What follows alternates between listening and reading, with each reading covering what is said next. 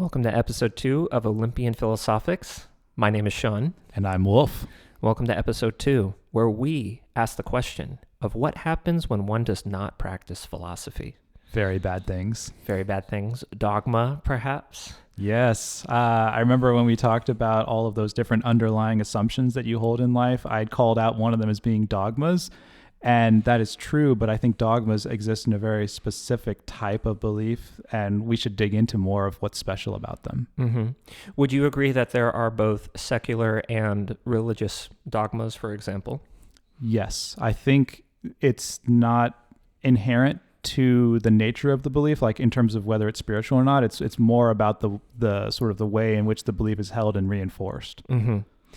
Would you agree that a dogma fits the category of a belief that is widely held despite a rational reason for that belief to not be held?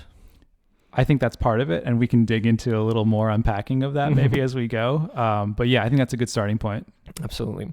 Well, we're going to be looking at a case study today between an atheist and a Christian. And our favorite types of people. Our favorite polar opposites of the spectrum, so to speak. But maybe not so much. Maybe not so much. We might be uncovering some. I might be uncovering some underlying assumptions about those two people that are false, which I hope to get into. Essentially, though, these two individuals, they have much of a mutual respect for each other, and they actually decided to do a philosophical discussion for the entire world to see. And it's most interesting to me. They have there's actually a lot of points where they agree on certain subjects. Yeah. But they're most interested in having the debate because of where they disagree, which I think falls so well in line with step 3 of Wolf's outline, your outline, yeah, where you test your ideas with other people.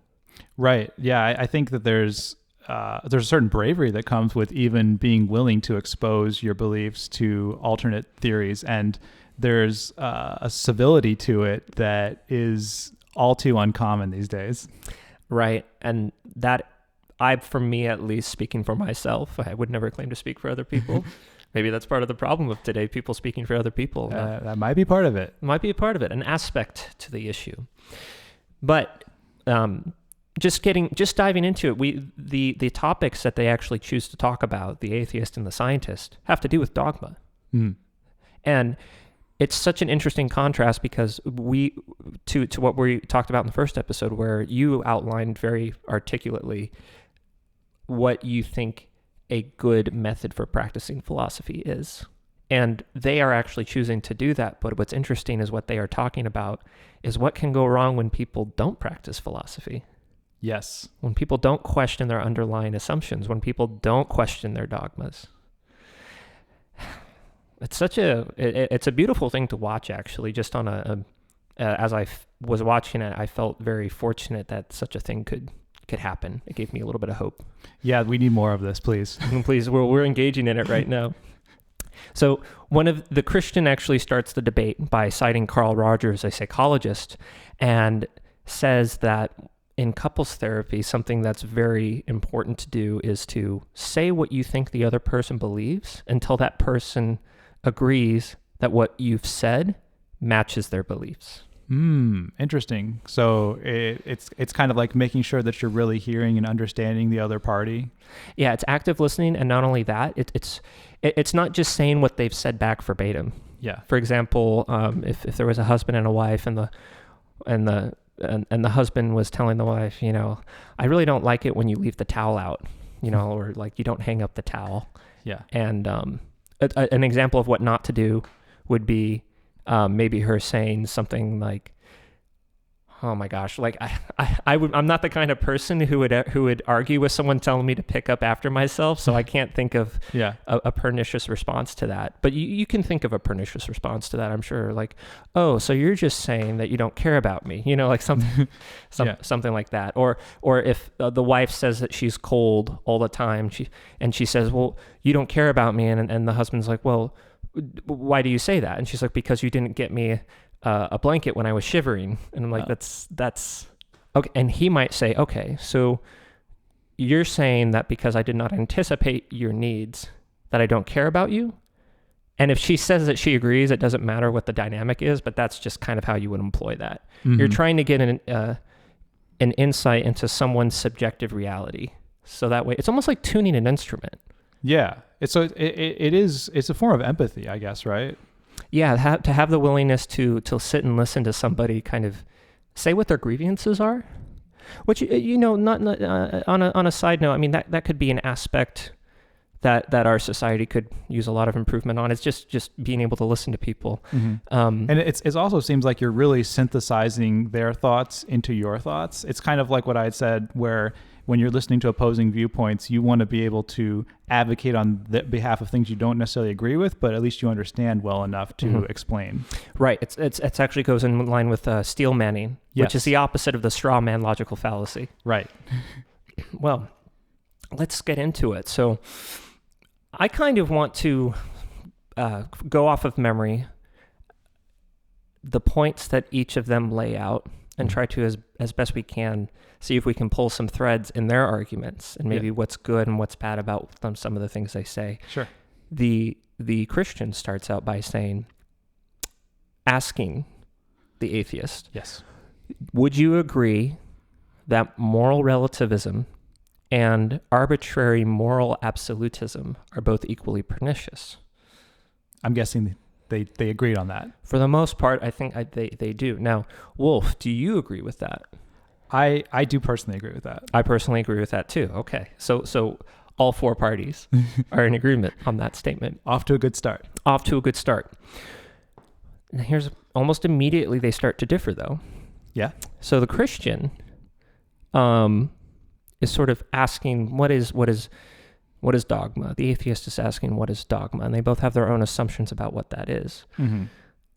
They both agree that dogma isn't necessarily strictly tied to a belief in God or a religious substructure. I mean, South Park actually highlighted this quite well in an episode, the Allied Atheist Alliance. Basically, these two scientific groups, one of otters, one of humans in the future. It's a ridiculous episode. Oh boy. Arguing about what to call themselves, basically, and how that you can have a dogma basically around anything. You can have, just off the top of my head, I mean, would you agree that it's a dogma to see that object that's to your left and call that a chair? It's an interesting question whether that actually counts as a dogma. Maybe we should dig into more about what makes a dogma. Yeah, is a dogma, are all beliefs dogmas, and are all dogmas beliefs?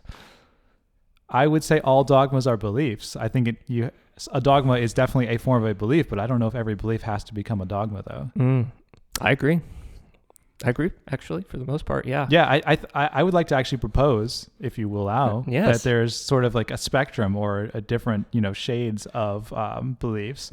And interesting. That maybe dogmas are just the most extreme end. But let's start, because we haven't really figured out what dogmas are yet. Let's start on what could possibly be the least extreme form of beliefs.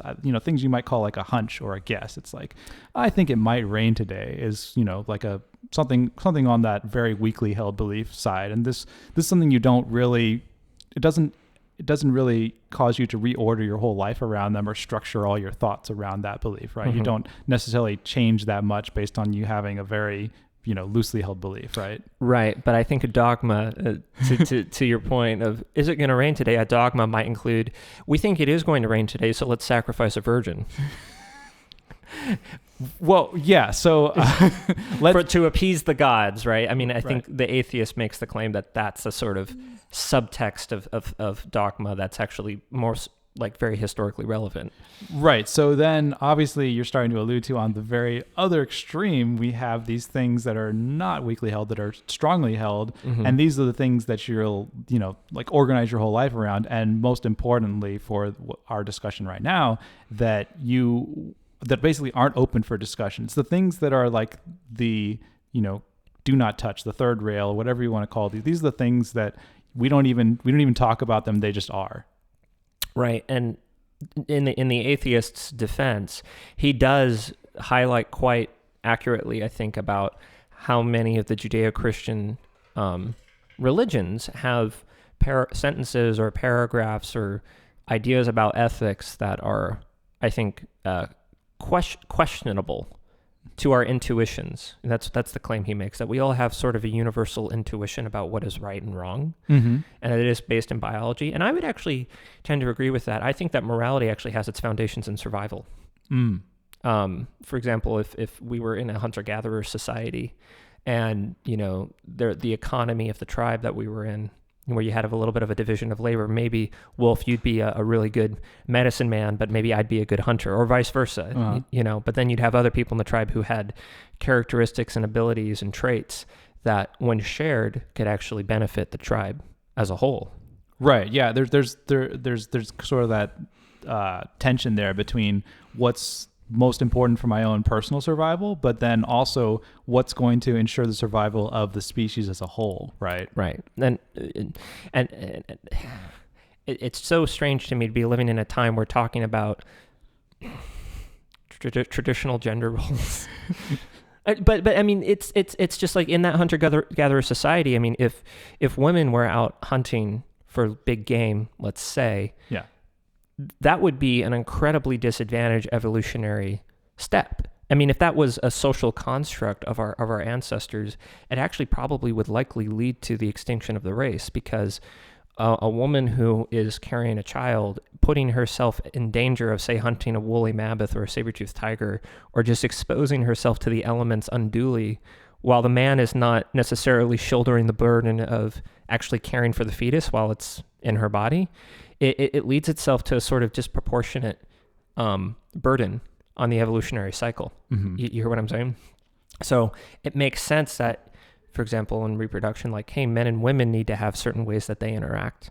And I think that kind of, in a before we even had writing, kind of gave rise to some of these writings. And we can go into those dogmas of the writings of the religious text to some degree. I think that would be quite useful, actually. But yeah, I just want to make another point about the spectrum I was talking about a minute ago, to get back into the sort of like dogma realm, as you were alluding to. I think a lot of people don't realize that it's possible to have those strong beliefs, strong meaning that they are like they're the pillar that you use to build like your entire belief system on top of them. So they're very integral to your life, but they don't have to be strongly held. So there's this philosophy of having strong beliefs that are weakly held.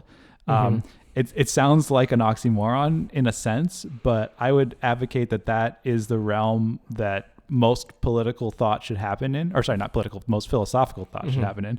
I would love political thought to happen there too, but we're talking about philosophy. Both of us would. Yeah.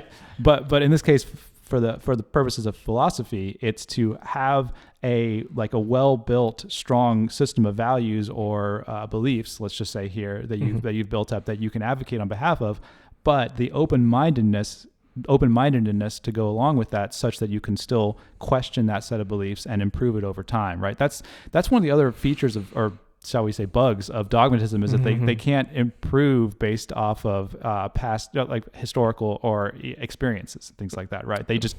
They are set in stone. They are what they are. Right. And I think that's a point the atheist gets right. I think that the first dogmas to ever arise were religious in nature. It's actually you could argue only very recently that we've actually seen dogmatism manifest on national, worldwide scales that aren't necessarily attributed to belief in God.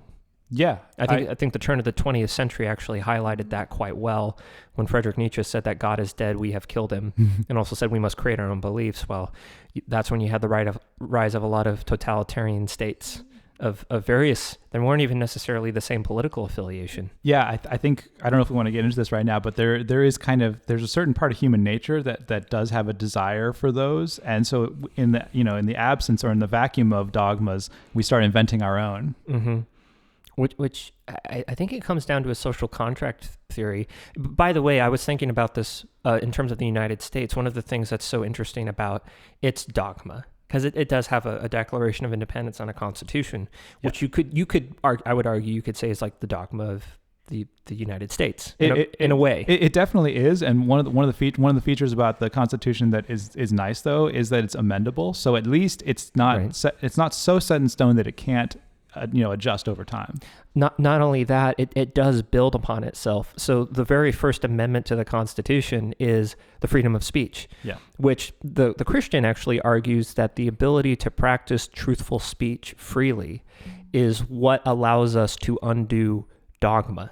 Yes. So basically, the entire dogma of the United States, the First Amendment, its foundation is built on questioning dogma, which I think is actually part of the reasons why the United States has been not just a model for culture, but also economy as well. It's allowed for free thought in many ways, but we don't have to go down that road. Yeah. I think freedom and free speech and free will and all those are like great topics, but I don't know if we'll get so like sidetracked by that. Yeah, we will never finish. I think I was just giving an example of like, it's so easy to look at a dogma that's bad, right? Yeah. But I would just hypothesize that if we were going to go into that primordial belief space where we start asking like, what are we going to actually build our beliefs upon?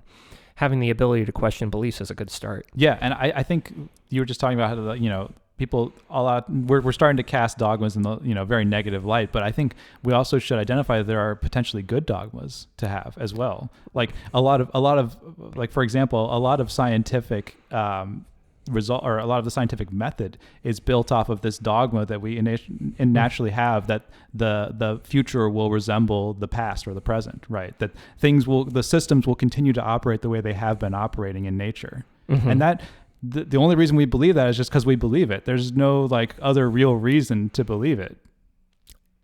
I guess that's true. And yeah, I mean, the scientific method is in many ways like the constitution of science. Yeah.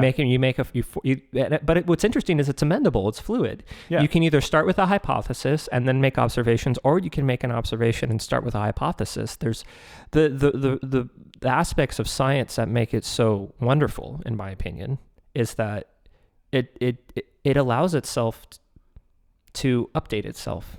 Right. One scientific study that maybe doesn't account for a certain source of error, any scientist can do a study and get it published that actually corrects for that error and creates an entirely new perception of reality. So, for example, it's somewhat controversial, but they recently discovered through a test, I believe it was at Harvard, that intelligence is actually 70% determined by genetics, not environment. It's not as 50-50 as we believed. But I'm going to check myself here in that I don't actually understand the mythology of the experiment. I read it at a surface face value level, and I took it at face value level. And I had a hypothesis, a really deep hypothesis about why dogmas form. And I think it actually has to do with trust. Once you start trusting other people's beliefs more than your own, you consign them your power, which actually gives their ideas more weight. And the collective motion, let's say, of people moving in that direction towards giving certain ideas certain weight creates a social effect. I think there is you could argue it's a sociological effect where people look at other people believing a certain thing, and there's a real fear that if you actually question something that everyone else is believing, your own survivability is at risk, because the way the human mind works, we're basically in-group, out-group, in-group, out-group. Right. We do that regardless of the dynamics or the prescriptive, how do I say it? We do that regardless of things, say like gender, race, wealth, whatever. It's like there's so many different variables that you can make an in-group, out-group classification, like musician, non-musician, Right. But it could also be purely thought-based, you're in the group or you're out of the group, right? Right. It doesn't have to be anything like necessarily physical. Like you're a philosopher or an anti-philosopher. Right. Or you're a Christian or you're an atheist, right? Yes. And that brings us right back to this. Yeah. So the discussion starts out with them agreeing that dogmatism can essentially be bad and it's pathological in certain circumstances.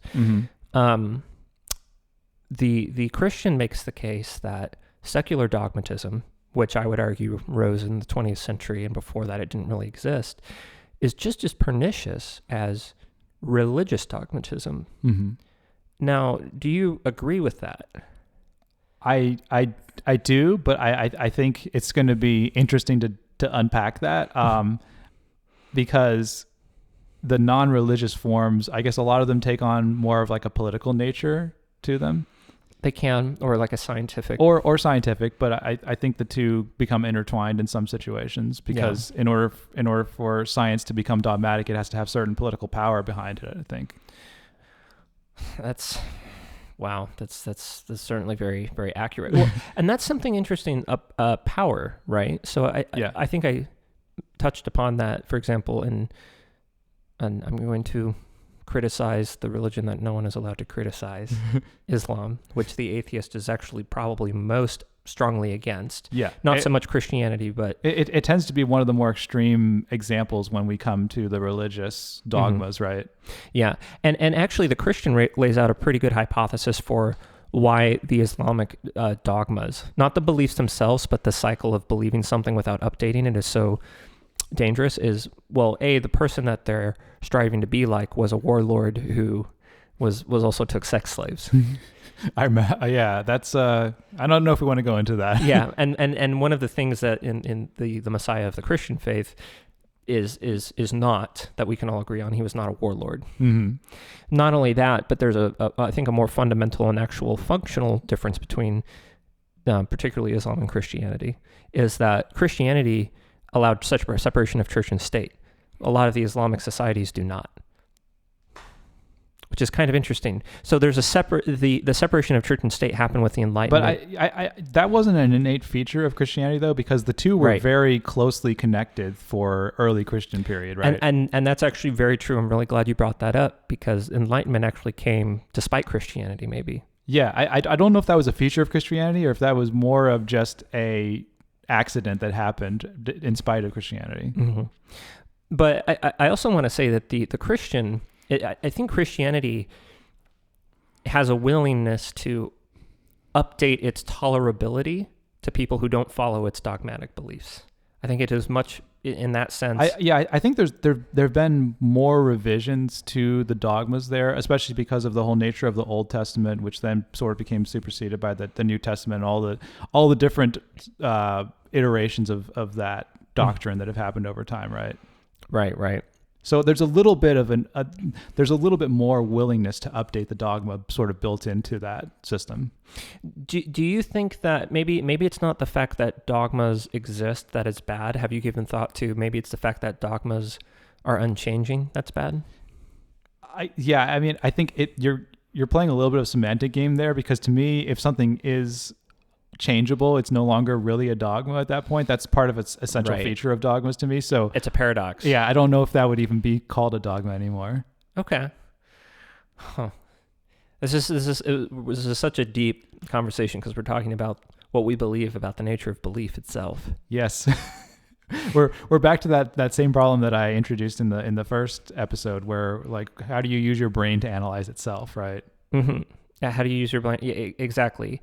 And the Christian is actually a psychologist, and he makes a pretty interesting point that the stories of these religious texts cannot be divorced from the neurophysiological structure of our minds that I even allowed them to be created. Yeah, this is something that I've kind of evolved my own thinking process on, because I've typically been very secular, scientific minded, and so I kind of assumed that all of these mechanisms in our life are, for the most part, biological, instinctual types of things that drive our behaviors. But I'm more open-minded now about the notion of a lot of them being sort of socially generated. Socially generated. And sort of societal is what I mean. Okay, so like sociologically generated. Yeah, right. So they're kind of like a byproduct of, for example, like stories that are passed down and behaviors that are learned rather than innate. Right. Well, speaking of innate, the atheist is actually very interested in religious phenomenology. Let's say they've actually both the Christian and the atheist have talked about psychedelics. Quite. Are we going to go into this now? Well, I think it's such an interesting idea to talk about belief, because belief, I think, is ultimately based on perception. So when you change your perception, it changes your beliefs. Would you agree? Yeah, perception is everything, right? Right. Perception is everything. And that's another piece too. I don't know if we got into this at all in the first episode, but one of the problems you have with sort of establishing the whole belief system and even knowing like why to trust certain beliefs you have is that we have no way of directly experiencing like the like facts of the world, right? Mm-hmm. Everything, like, because our consciousness doesn't perceive anywhere near 100% of what's actually happening around us, right? It filters out a lot, and it actually, to some degree, interprets a lot of the direct information that's coming into our brain. Right. There's a lot more going on in there than what you're actually perceiving at a given moment. And I think that's a unique challenge to trying to gather the truth about a situation. Right. Well, it seems like you're making a sort of a point about consciousness versus unconsciousness. And I don't mean unconsciousness like being asleep, but the unconscious processes of the brain. Yeah, well, I don't know if I would call it the unconscious, because there's kind of a different connotation to that, but it's kind of like the autonomous, or the part of the part that's sort of running on autopilot, right? Mm-hmm. That you're not like actively participating in when you're living. Right. A side note, neuroscience, quick fun fact. There's an aspect of the brain that's not located in the visual cortex that actually detects movement coming from the periphery. Mm-hmm. And it's actually located closer to the brainstem because it's like a survival instinct. Like if you were to see something quickly coming at you from the side, it might in the past have been an animal that was charging you. So you'd actually have to respond to that much faster than your conscious mind could actually dictate. Yes. So that's, and on that point,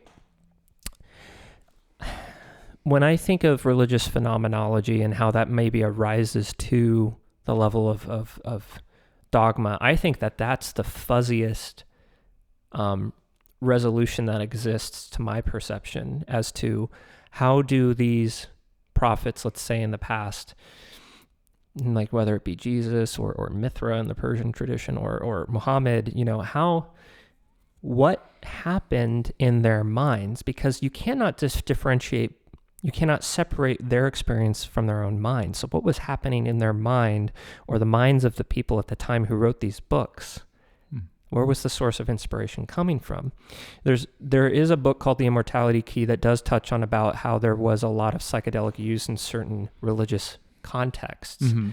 And I'm a firm believer that that's actually one of the sources of, I would call it, a primary spiritual or religious experience. Yeah, and so you talked about like changing your perceptions and your senses, like, sort of like changes your reality sort of thing. And I think an interesting point that I wanted to get into there was, because we sort of actively, consciously perceive, I don't know what percentage it is, but let's just say it's a very small percentage of what is really happening, mm-hmm. of reality, call it, that by altering that perception might give us access to parts of reality that we would normally never perceive, right? Exactly. And if the baseline structure of our minds are allowing us to perceive a very limited reality, but it's familiar, mm-hmm. if we change our perception, couldn't you argue that that's something that is still real? Because you are experiencing it. Yeah.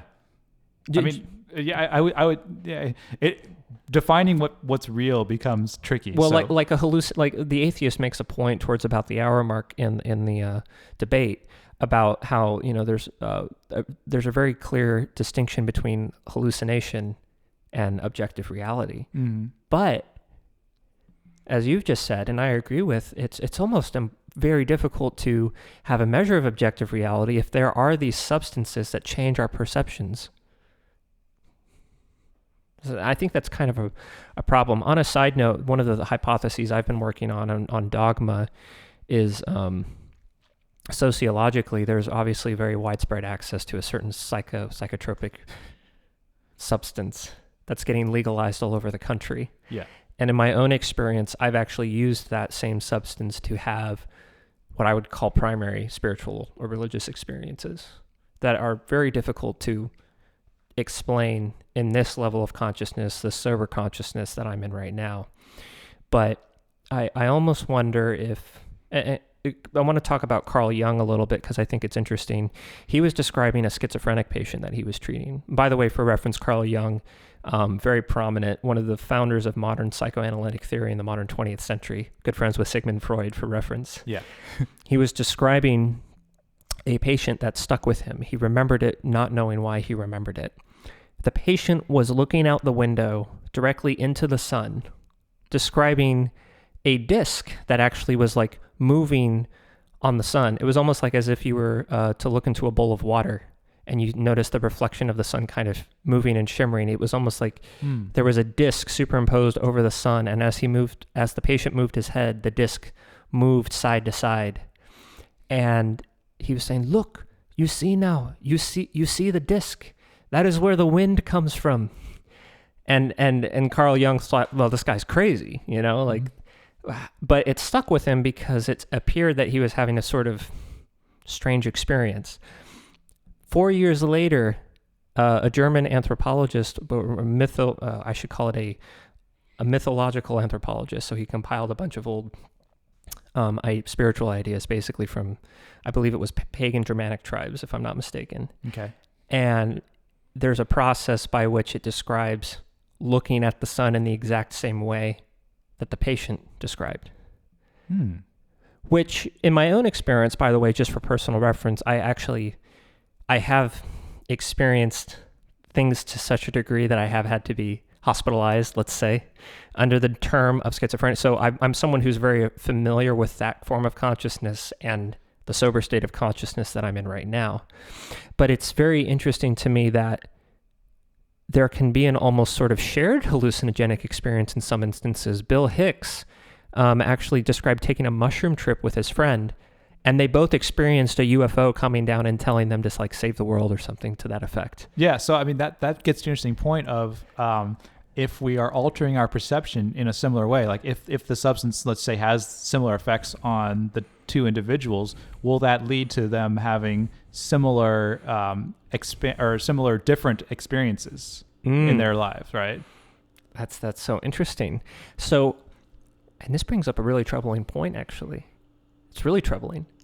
Is the whole foundation of religious experience, and therefore all the dogma that's existed, and therefore all of society, is it all made possible because of a hallucination? Yeah, that's a pretty bigger question than I can answer, I think. I think it's a bigger question than I can answer, but it's fun to think about. But I don't know how much we want to necessarily dig into this particular topic here, but it's an area I would like to definitely explore more, especially with regards to sort of what you perceive consciously versus what the nature of reality is. Right. Or what is the reality of nature, as I like to say. Yes, exactly. Velociraptor moment.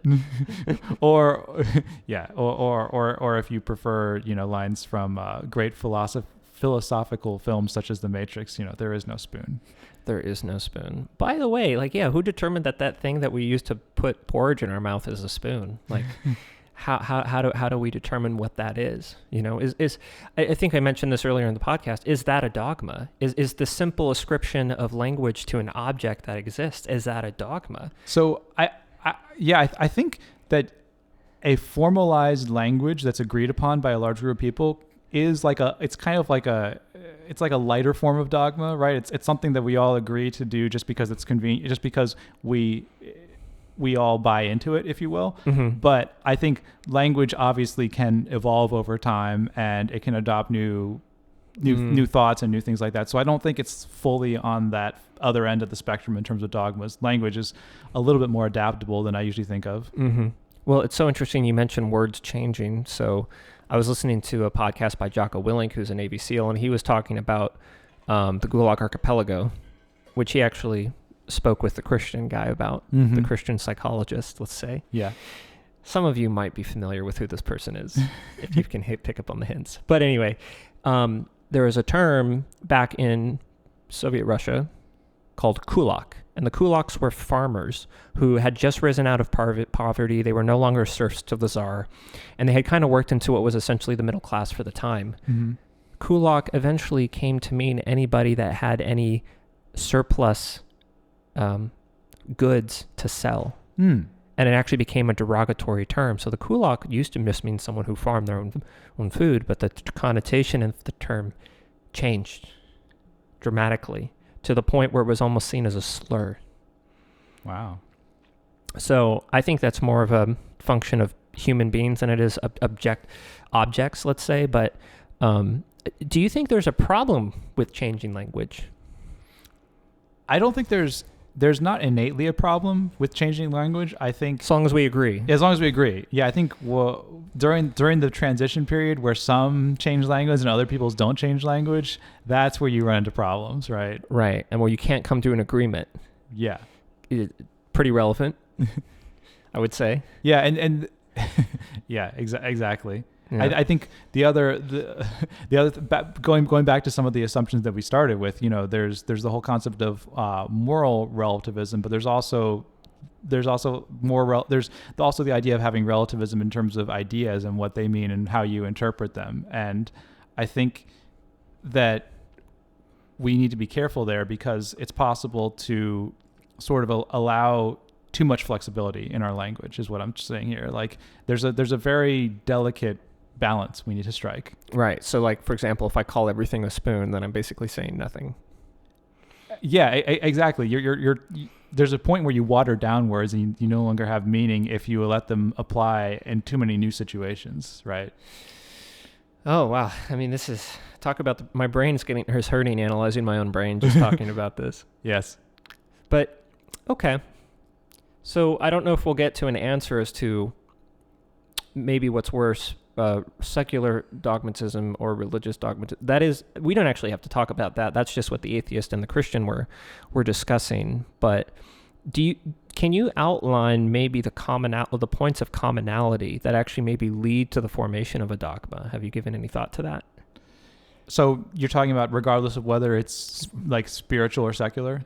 Religious or secular, spiritual or secular. But yeah, basically the metaphysically backed dogmas and maybe the more objectively formed, scientifically, rationally formed dogmas. So I think that there's some that existed like before we even really had a distinction between the secular and we even had formed any of those belief processes, because there's some dogmas that are just so innate and so instinctual that they are like part of our survival mechanism, I would say. And like one of those was the very foundational one that I talked about, which is basically like that the future will be, similar to the past, so that you can predict events, that you can rely on certain things happening. Like if certain situations are met, it's basically you have to rely on certain things to even have causality, to say that, if I hear a rustle in the bushes, it means that there's probably a predator that's going to like attack me and I should run. Like you have to build up certain beliefs in order to survive. And I think that we started with those beliefs, is what I'm guessing. Mm-hmm. Well, that just goes to another question of intelligence, right? Like, so how much of our intelligence is conscious intelligence? Yeah. Right? I don't think very many of those beliefs were formed consciously, especially prior to having like language and some of those, facilities. A lot of it was probably happening at a more subconscious or even like autonomous level. Well, I think the Christian would agree with you there that the we'll call it the primordial substrate of dogma. Okay. I think comes from I won't say an unconscious process, but a process that exists between conscious and unconscious. And it's somewhat related to the environment that our ancestors grew up in and what we've grown up in. For example, right, if you could say that someone being anxious about water is a belief to some degree. So when you say anxious, you mean like afraid of water? Okay. Like maybe they can't swim or something like right. that. But if, for example, they were exposed to water, maybe thrown into the deep end of a pool and almost drowned, they have a very rational reason for holding that belief. It's based on their own experiences. And even in the cases of trauma and transferring trauma from one generation to the next, if there are genes active in a parent, and I actually don't even know, I should be able to comment on whether it's the female parent or the male parent. If there are genes active in one of the parents, it actually makes it more likely for those genes to be intrinsically activated in the offspring. Right, and that sort of gets to the stuff I was talking about before, where I assumed that most of these behaviors were sort of innate and biological, and that essentially that those who had certain very basic beliefs, survived or were more fit to survive, let's just say, and so they passed those on over time. But it's also possible that those behaviors were learned during the course of a life, and that there was some, that structure, that change in their brain, whatever that was actually passed down genetically. Right. And then there's another level beyond that too, which is that there are certain things which were developed consciously, once we had language and societies, and eventually, this is where we started having narratives and stories, and eventually, like religions that were based off of those sets of stories that became part of an ethos that was a culture, and that was passed down from, like when you have multiple generations that are able to survive long enough to pass down a history over time, and that can carry encoded within it certain dogmas, right? That's one of the other points that I wanted to get to. That they're almost like there are intrinsic dogmas within us, whether we know them or not. Yeah. That are evolution. I want to make sure I understood what you said. So you think there are dogmas that manifest themselves through words or speech, but that the source of those dogmas actually comes from an evolutionary history of generation of those same dogmas being linguistically, environmentally enforced over time. Yeah, it's very much the old nature versus nurture argument. And I think I've traditionally been much more on the nature side of things, and I'm trying to decide where I'm at right now with regard to that. Well, speaking of, we're kind of going outside the realm of dogma and just into the nature of reality, or the reality of nature, if you want to call it that. Sure. But I think one cannot dissociate the environment from an individual, or even the environment from, because to think about it that way, it's like you're an individual and I'm an individual, but from our perceptive lenses, you're almost a part of the environment too. And I like to think that if we were not here having this discussion, we would not be exerting a certain pressure or inspiration on the other person to think about certain things. And I actually find that in music to be quite true. When I'm playing with other people, I find myself syncing up with others, or being inspired to play things that I wouldn't normally play. And I don't know where it comes from. So there's almost a weird sociological element too. I mean, I've put in my own individual effort into the instrument, but the context of playing with other people is... Yeah.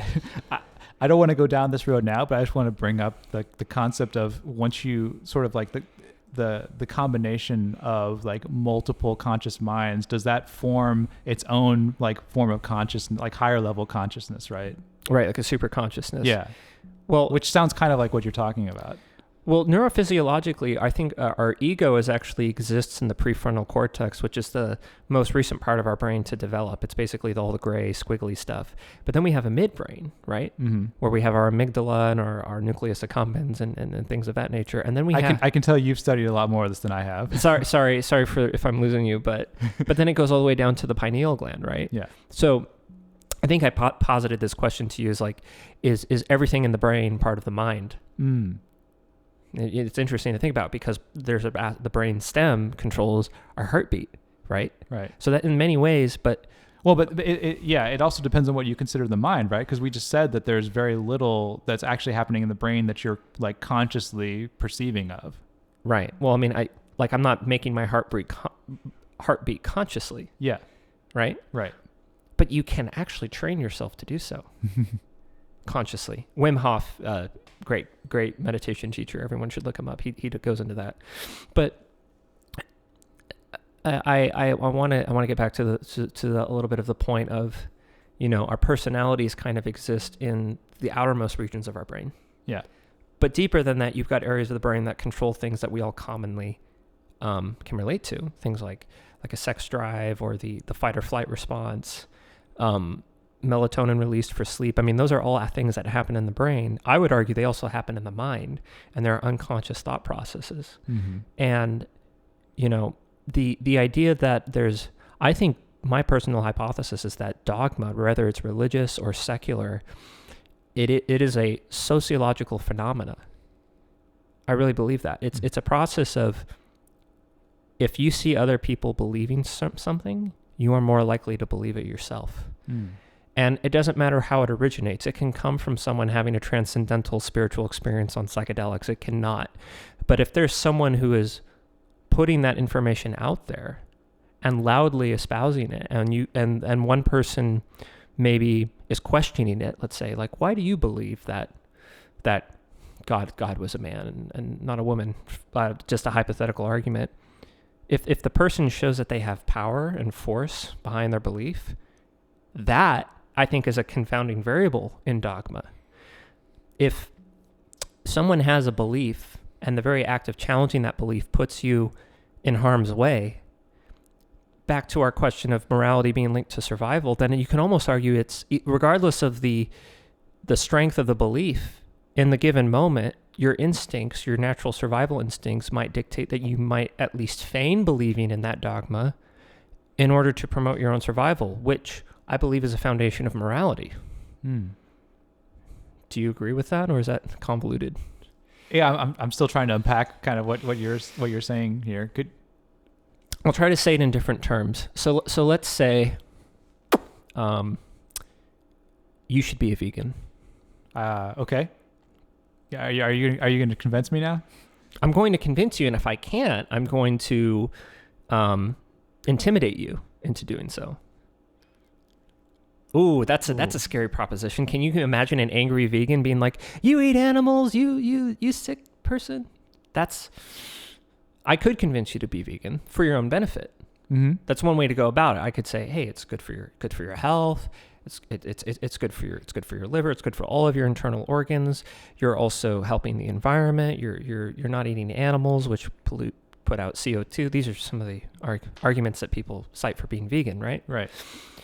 But what happens if you don't believe in being veganism? What if you say, "Oh, I would be vegan, but I have an autoimmune disorder. I can actually only eat meat." Mm-hmm. If the vegan responds to that as an out-group assimilation, then all of a sudden there's a point of discontinuity between those two individuals. Yeah, I think you're getting an interesting point here, which is how does the belief system handle, how does it incorporate challenges to it, basically, right? Mm-hmm. And I think this is the same kind of structure. I think the same structure of the mind, I would think, handles how we handle things like bigotry and racism too, honestly. Not that that's a topic that I want to discuss politically. I don't really want to go down too many of those rabbit holes, but I think that there are a lot of dogmas that are racial or right. But I mean, it's just a fact of history that, not commenting on now, but it is a fact of history that there are dogmas that have been related to a sort of visual judgment that humans make on another group of people, whether they look like them or not. Right, and I think you're right. There's evolutionary, motivations behind the whole in-group, out-group sort of thing, right? Right, because I think human beings are 99% genetically similar. We actually might even be closer than that. I think it's 99.9. Yeah, it's definitely over 99. But I mean, when we just notice patterns innately, right? So I mean, we're to take it to something that's not controversial at all. We know the difference between a chair and a sofa. Right? They're similar in function, but we have different names for them, and we agree with them, those names, regardless of the culture that we're in or the language that we're using. We know the difference between a computer and a television, for example. Those are two very similar things. Although smart TVs, you start to blur the line, right? Yes, exactly. That's the beauty of modern life. Oh my gosh, postmodern world. Oh my gosh. Okay. But anyway, it's just so interesting between people, going back to people and how dogmas believe. For example, if I was, let's role play. Let's say I was Christian and you were Jewish. Okay. And let's say we didn't know that about each other yet. Yeah. And we're talking, and maybe let's say you're saying, "Oh yeah, I really like this part of the Old Testament." Mm-hmm. But then you turn to me and ask, what's your favorite part of the Old Testament? And I'm like, well, I like this part. I also like this part of the New Testament. Uh-huh. There's an innate distinction. There's an almost binary distinction where you make a judgment. I'm Jewish, this person's not. Or I'm Christian, this person's not. It also reminds me of what you're saying, reminds me of a point I'd made the last episode, where you take ideas and you sort of put them into different camps or different groups, right? In your head, there's a certain protected class of ideas that's this fortress of ideas that you kind of have built your belief system on, right? And then it's every other idea that you receive into your head is kind of separated out. It's not allowed to incorporate with those ideas or try to mingle with or become part of your own thinking. Right. And I think it's kind of unfortunate because we don't necessarily understand what's functional about these belief structures that we've made. Mm-hmm. You know what I mean? So I'll give you an example. In certain hunter-gatherer societies, the shaman would throw bones on the ground, like animal bones, to determine what the appropriate action for the hunters was to take, right? And it would work. But the reason it worked was because of the randomness of the bones being thrown. It actually made sure that the hunters employed a different tactic every time. Yeah. So the animals could not learn what the humans were doing when they were hunting them, so they couldn't predict their behavior. So it actually sort of worked to as like a, I don't think that's like normalization, but it's like it's like an even distribution sort of thing where it like even the odds, or it sort of like helped to level, like it helped to distribute resources in a good way. Yeah, it was something that was functional, but it was not understood what was actually making it functional. Right. So the belief, the dogma that started to come about, and I'm sure it was a religious one or a spiritual one, was that the shaman knew intrinsically. And people gave him authority because they made a correlation. So I think humans are kind of constrained by time, so we look at correlation as causation a lot of the time, which is something else that I think is a fault of just human perceptive nature. Yeah, I think that's a fact of human nature, and that's probably the thing that makes science really hard for us. Yeah, well, it's getting into a whole new realm of consciousness, right? Like, so, for example, I mean, I think religious phenomenology is really difficult to unpack in and of itself. Well, it's also like what you talked about with like religious experiences. Like right, that's what I mean. You make connections between experiences you're having just based on your perceptions, not realizing like what the reasons for those were. Right. Well, just exactly like speaking from personal experience and my own forays into religious phenomenology, specifically through a drug that I was using. One of the things that would happen is I would interpret all of the people that were walking around me at the park as like God telling me to do certain things, or relaying a certain information about what to do. And it was just what was actually really striking about that. You might call that schizophrenia or a psychosis, like thinking that other people are putting ideas into your head. I didn't perceive it that way. Mm-hmm. I perceived it as I was sort of in a moment or in a headspace where I was actually connected with other people in a way that they didn't know and only I was aware of. But at the same time, if you're more perceptive, if you're more open to that influence from other people, like that could be a good thing too, right? It could, and in my experience, it was actually, it led to one of a lesson that I've learned that I think has served me incredibly well since I learned it a month ago. I mean, like if you believe that, like, say, all of nature is God's creation, mm-hmm. that's going to necessarily lead you treating it a different way than if you hold a different view about what nature is, right? Right. I know we don't have very much time left in the podcast, but on that notion, I think we can all agree that there are some ideas that serve us and some ideas that don't. And philosophy is sort of the underpinning of figuring out which ideas are good, why they're good. Maybe asking that question first of why we even think ideas are good or why we think ideas are bad. That's a topic I'd like to get into, is like, what is the nature of goodness and what makes things good? Yeah, that's a good one. In the topic with the atheist and the Christian, the atheist lays out, there's a line in the Old Testament that says, and I want to do a thought experiment. I want to go into a forbidden fruit area where it's clearly wrong to murder someone for not being a virgin. It's clearly wrong. But why do we know that it's clearly wrong? Because if religious phenomenology is somehow connected to our survival instinct, what, playing devil's advocate to something that we know is clearly wrong, what can you think of would be the function of basically discouraging people from having premarital sex in a society, by the way, that did not have contraceptives and was much more harshly to be lived in? Yeah, I would imagine it would sort of put this built-in incentive to form like families, right? Right. And it's so interesting to me because I feel like the family structure and unit is sort of the pinnacle, is the base for all human civilization. It's like the cell of human society, the family. And, maybe in a time when things are really harsh, you don't have running water, you can't go to the supermarket, things are not easy, survival is hard. If you, as a man or a woman, maybe that's the fault, is that it was just kind of I think that's the bad part of the idea, is that it only punishes the woman in the story. Maybe it's a good idea to punish the man too. Maybe that would be a more fair, equal outcome. Well, I don't know if that's necessarily better, but it's at least more fair. Yeah. More fair. Yeah. And fairness, we can get into a topic about what fairness is. Yes.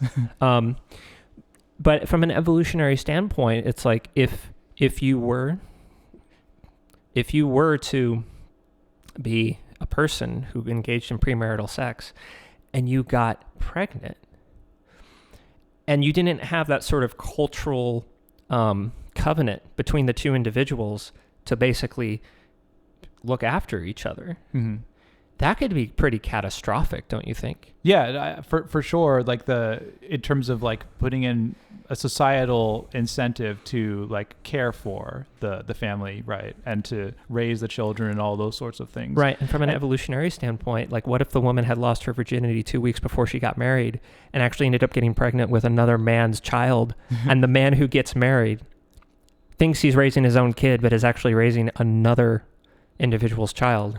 Yeah, well, that changes that changes the evolution of the species in some interesting ways, right? Yeah, but I think there's a reason why we get like angry about stuff like that. Wouldn't you agree? It's almost because of that it affects our survival. Yeah, you were talking about some of those basic desires and urges that are built into us. I think what's interesting though is that like you're right that family unit is kind of like back, especially in the ancient times, that was like the thing that built in the sort of it gave a lot of it gave a lot of the foundational like structures. It provided that sort of that safety net in a way for society in many ways, and we've changed so much since then. Now. Right, the world has become such like one big sort of giant society in many ways that a lot of those assumptions don't work the way they used to. Right. Well, it's a question of cost benefit analysis, right? Like in a society where you don't have running water, you can't go to the supermarket, life's hard, women die in childbirth. Maybe the functional reason behind, at least having a law in place that, I hate to say it, even say these words, kill a woman for not being a virgin on her wedding night. And the functional aspects of that are to prevent basically, I think, cuckolding, essentially, which is an evolutionary understandable reason not to do that. And societally, it's bad too. But in the modern era where you have contraceptives, where you have, a different sort of structure, the functional aspect of discouraging premarital sex, it doesn't carry the same sort of survival weight in the modern era. So a flaw of that religious text would be if you're still carrying that out in the modern era, if you're still killing women who are not virgins on their wedding night, in a modern era of contraceptives and where there isn't as much as a survival need for that, the cost benefit analysis might say that that's more harmful than good. Maybe at one time it was better to scare people into not having premarital sex. Yeah, and I don't want to go too far down the road because it starts to get into moral relativism if you go too far there. So I think we want to avoid. Right, we can still say that there's still a best way to like live and best value system to have, but I think that there's also the reality of like what is acceptable to people at a given time along the path towards that, right? And I think that's a great place to end. Yeah. Both, it's been a pleasure, my friend. Oh, likewise. It's been so good. Okay. We will also potentially link to the atheist versus Christian discussion for those of you who are interested. Yeah, if you really want to, experience it for yourself. Sink your teeth into it. Yeah. Until next time. All right. Thank you. Thank you.